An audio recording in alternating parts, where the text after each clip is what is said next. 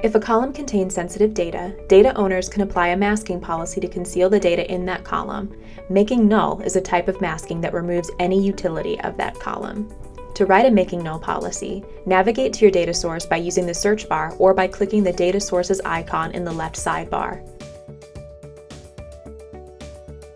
Then click the Policies tab. On this page, click Add Policy in the Policy Builder and then select Mask in the first drop-down menu. In the next drop-down menu, you can select a type of masking. In this case, select by making null. Then select the column you would like to mask in the next drop-down menu.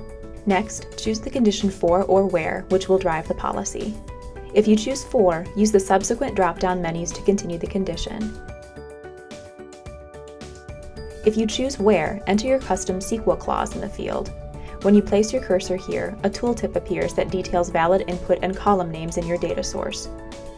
If you choose for everyone who as a condition, complete the otherwise clause by following the previous steps again.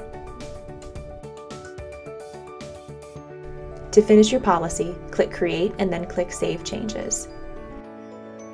Now your policy will be dynamically enforced as users access your data source for research and analysis.